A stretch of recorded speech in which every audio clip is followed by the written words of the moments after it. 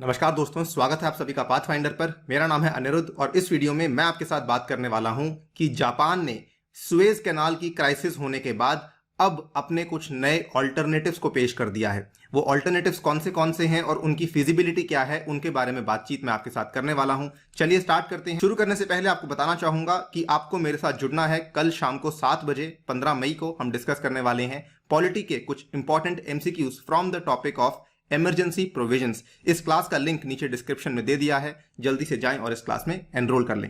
Right, तो आपने सुना होगा, काफी फॉलो भी किया होगा, 23 से 29 मार्च 2021 को ये प्रॉब्लम आई थी। 23 मार्च को अगर आपने ध्यान से देखा होगा कि सुएज कैनाल एक तरीके से ब्लॉक हो चुका था। सुएज कैनाल दुनिया भर के जो ट्रेडिंग रूट्स हैं, दुनिया भर के जो शिपिंग रूट्स हैं, उसमें एक बहुत ही इंपॉर्टेंट अहमियत रखता है और ये एक बहुत बड़ा ऑल्टरनेटिव था to the Cape of Good Hope route, क्योंकि वो काफी लंबा था और वो काफी टाइम कंज्यूमिंग रूट था। अब यहां पे क्या हुआ कि 23 मार्च को एक बहुत बड़ा जहाज जिसका नाम था एवर गिवन, वो यहां पे आके स्टक हो चुका था और ये वाला जहाज लगभग 6 दिन तक स्टक रहा था, जिसकी अगर आप देखें रेपरकशंस, जिसका इम्पैक्ट इवन आज तक हमें देखने को मिल रहा है। उस कहानी को लगभग 1.5 महीना हो चुका है, but still the repercussions of that blockage can be seen even today. आप यहाँ पे देख सकते हैं, ये वो वाली इमेज थी जो काफी वायरल भी हो चुकी थी उस टाइम पर, कि किस तरीके से ये 400 मीटर का लंबा जहाज है, ये सुएज कैनाल को ब्लॉक कर चुका है।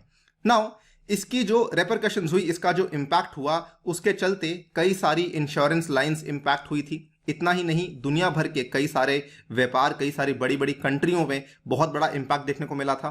Container shortages, delays बिसेट shipping industry, ripple effect of Suez Canal blockage continues, ये आप देख सकते हैं, 22 अप्रैल की न्यूज है। और केवल इतना ही नहीं, अगर आप आज भी जाके एवर गिवन सर्च करते हैं गूगल में, आपको कई सारे आर्टिकल्स मिल जाएंगे जो कि ये बताएंगे कि किस तरीके से एवर गिवन की वजह से काफी परेशानियां हुई हैं।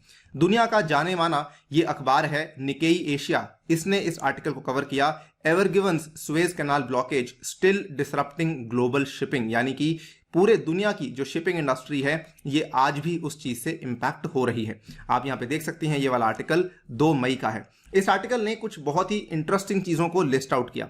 सबसे पहले तो इन्होंने ये कहा कि एक तरफ तो कोविड-19 की वजह से शिपिंग इंडस्ट्री के ऊपर खराब प्रभाव पड़ा ही पड़ा था, लेकिन ये जो सुएज कैनाल वाली क्राइसिस हुई, इसके चलते ये प्रभाव और भी ज्यादा बढ़ चुका था। We can almost call it as a double whammy, as a double jeopardy, जिसके चलते पूरे दुनिया भर का व्यापार काफी ज्यादा खराब तरीके से प्रभावित हुआ।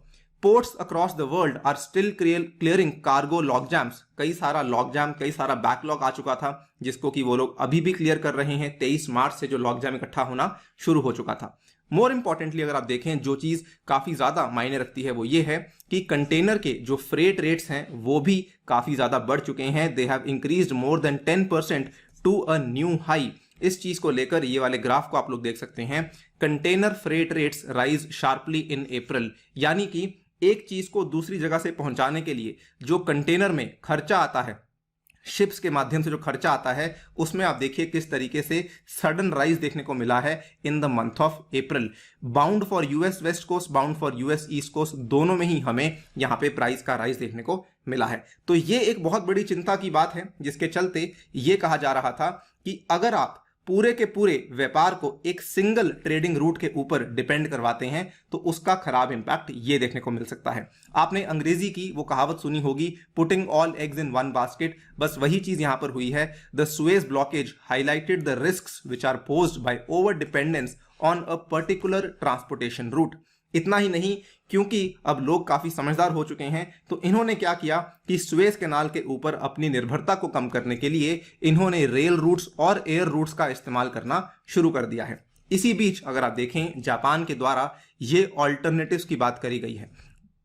जापान ने दोस्तों यहां पर केवल एक ऑल्टरनेटिव नहीं, बल्कि अगर आप ध्यान से देखेंगे, 2 ऑल्टरनेटिव्स की बात करी है, और वो दोनों ऑल्टरनेटिव्स जो हैं कहीं ना कहीं डिपेंड करते हैं रशिया के ऊपर।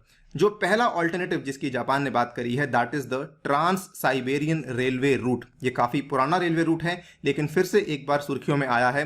Because of this particular crisis. और दूसरा ऑल्टरनेटिव है, ये भी काफी पुराना रूट है, नॉर्दर्न सी रूट, लेकिन इसको लेकर भी बातचीत होनी शुरू हो चुकी है।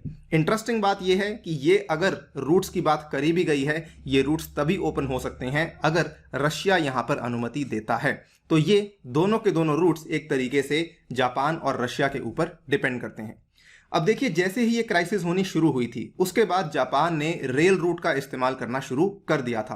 आप यहां पे देख सकते हैं टोयो ट्रांस, ये एक टोक्यो बेस्ड सब्सिडरी है। इस कंपनी का नाम था टोयो वॉर्फ एंड वेयरहाउस की सब्सिडरी है जिसका नाम है टोयो ट्रांस। इन्होंने एक नई सर्विस को शुरू किया from Japan to Europe in January on Russia's 9300 kilometre Trans Siberian Railway. अब इस सर्विस का इस्तेमाल ये बहुत ज़्यादा करने लग गए हैं। कब? यानी कि जब से ये क्राइसिस हुई पिछले 1-1.5 महीनों में इन्होंने इस सर्विस का इस्तेमाल काफ़ी ज़्यादा बढ़ा दिया है। इस मैप को अगर आप ध्यान से देखेंगे, देखिए योकोहामा जो कि जापान का एक बहुत ही नामी शहर है, इसको मान लीजिए कोई भी चीज़ को पहुंचाना है मॉस्को तक, तो ये अगर इसको मॉस्को तक पहुंचाना है वाया द सुएज कैनाल, तो इसको जो रास्ता लगता है वो लगभग 2 महीने इसको लग जाते हैं। 53 से लेके 62 दिन का समय इसको लग जाता है, जो कि हिंद महासागर के रास्ते से होकर जाता है। लेकिन अगर आप देखेंगे ट्रांस साइबेरियन का जो रेलवे रूट है, यहां से क्या होता है, योकोहामा से ये बात जाती है व्लादिवोस्तोक, व्लादिवोस्तोक से ये वाला आपका रेलवे रूट शुरू होता है और उसके बाद ये खत्म होता है मॉस्को में। इनफैक्ट आपको बताना चाहूंगा, दुनिया का सबसे लंबा रेलवे रूट माना जाता है आपका ये ट्रांस साइबेरियन रेलवे रूट, और इसमें केवल 20 से 27 दिन ही लगते हैं। ये आपका ओवरलैंड रूट है। अब ऑब्वियसली जब जापान को ये चीज समझ आई कि यहां एक तरफ दुगना टाइम लग रहा था, क्यों ना हम अपना टाइम बचाकर इस पर्टिकुलर रास्ते को अपनाना शुरू कर दें। अब सुएज क्राइसिस होने के बाद जापान को मौका मिल गया है कि जी हां, हम अपनी निर्भरता इस पर्टिकुलर रेलवे रूट के ऊपर रखने वाले हैं। इसके फायदे कई सारे हैं। इसके फायदे इनफैक्ट इतने सारे हैं कि आपने एक बहुत बड़ी कंपनी का नाम सुना होगा जिसका नाम है मायस्क। ये जो मायस्क नाम से कंपनी है, ये एक डेनमार्क की कंपनी है, जो कि आपने देखा होगा कई सारे शिपिंग कंटेनर्स के ऊपर इनका नाम रखा गया है, राइट। ये जो मायस्क कंपनी है, इन्होंने भी अपनी एक सर्विस को शुरू कर दिया था AE19 के नाम से।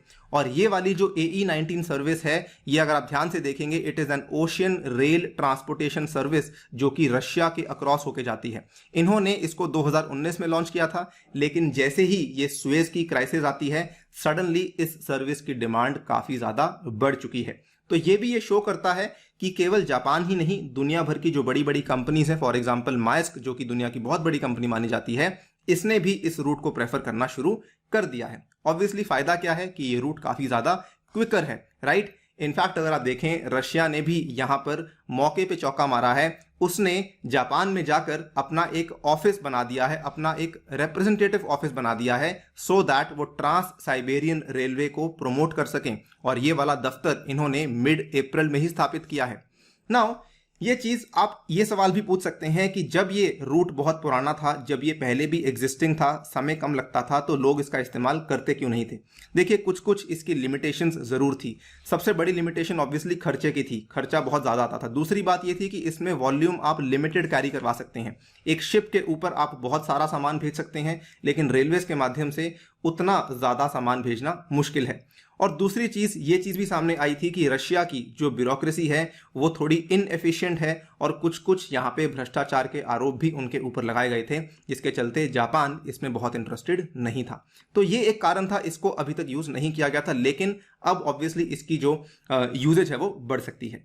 अगर दूसरे रूट की बात करें, जो कि जापान ने यहां पर बात करी है, that is the Northern Sea Route. और ये नॉर्दर्न सी रूट जो है, ये बेसिकली यहां से स्टार्ट होता है, और यहां से स्टार्ट होते हुए ये यहां तक चला जाता है नॉर्वे तक। ये वाला जो सी रूट है, ये आपका होके जाता है आर्कटिक ओशन के बीच में से। आप यहाँ पे देख भी सकते हैं, मैंने इसको थोड़ा और क्लियरली दिखाया है। देखिए, आर्कटिक ओशन में भी कई सारे सी रूट्स बनाए गए हैं, डिपेंडिंग अपॉन कि कहाँ पे बर्फ है, कहाँ पे बर्फ नहीं है। उन सब चीजों के आधार पर रशिया के द्वारा ये सभी सी रूट्स बनाए गए हैं। लेकिन हाँ, अगर आप इसको एक सिंगल नेम देना चाहते हैं तो डेफिनेटली आप इसको नॉर्दर्न सी रूट कह सकते हैं। अब ये आप देखिए, बड़ी इंटरेस्टिंग चीज है कि क्लाइमेट चेंज का एक अच्छा इंपैक्ट क्या हुआ है कि नॉर्दर्न सी रूट का रास्ता अब खुल चुका है। क्लाइमेट चेंज यानी कि जलवायु परिवर्तन होने की वजह से, बर्फ के पिघलने की वजह से नॉर्दर्न सी रूट जो कि अक्सर बर्फ के बीच में रहता था, अब वहां पे बर्फ कम हो चुकी है, जिसकी वजह से अब कई सारे शिपिंग कंटेनर्स वहां से भी जा सकते हैं। ये पहले केवल जून और दिसंबर के बीच में ऑपरेशनल होता था, लेकिन अब जो है ये ऑलमोस्ट पूरा साल ऑपरेशनल हो सकता है। इनफैक्ट अगर आप देखें 2020 में इस पर्टिकुलर नॉर्दर्न सी रूट से पूरे साल में 133 शिप्स ने ट्रैवल किया था, जबकि 2019 में केवल 87 शिप्स ने ट्रैवल किया था। तो धीरे धीरे नॉर्दर्न सी रूट की जो पॉपुलैरिटी है वो बढ़ती जा रही है। और हालांकि इसका कंपैरिजन सुएज कैनाल से करना गलत होगा, बिकॉज सुएज कैनाल से तो प्रतिदिन 50 शिप्स जाती हैं। तो आप अंदाजा लगा लीजिए कि अगर प्रतिदिन 50 शिप्स जाती हैं तो पूरे साल भर में कितनी शिप्स जाएंगी। खैर, नॉर्दर्न सी रूट की पॉपुलैरिटी धीरे धीरे बढ़ रही है और इसी चीज का फायदा जापान उठाना चाहता है कि दूसरा विकल्प वो नॉर्दर्न सी रूट को बनाना चाहता है। नाउ इसमें भी कुछ कुछ लिमिटेशंस हैं। अगेन ये वाला रूट भी काफी पुराना है, लेकिन लिमिटेशंस क्या है कि यहां पर किसी और प्रकार का इंफ्रास्ट्रक्चर नहीं है। मान लीजिए कोई ऐसी सड़क बनी हो जहां पर रास्ते में कोई सुविधाएं ना हो। ऑलमोस्ट वैसा ही केस इसके साथ भी है कि यहां पर एक सी रूट तो बना हुआ है, लेकिन मान लीजिए किसी शिप में कोई प्रॉब्लम आती है, किसी शिप में कोई रुकावट आती है, तो वो उसकी रिपेयर रास्ते में नहीं हो सकती है। On the Northern Sea Route there is basically nothing. ये एक बहुत बड़ा लिमिटेशन है, एक बहुत बड़ा शॉर्टकमिंग है। जब तक ये पूरा नहीं होगा तब तक ये वाला सी रूट प्रॉपरली ऑपरेशनल नहीं हो पाएगा। आगे जाकर क्या होता है देखना बाकी है, बट हाँ ये चीज माननी पड़ेगी कि now there is time, it is the time कि हम सुएज कैनाल के ऑल्टरनेटिव रूट्स को एक्सप्लोर करना शुरू कर दें।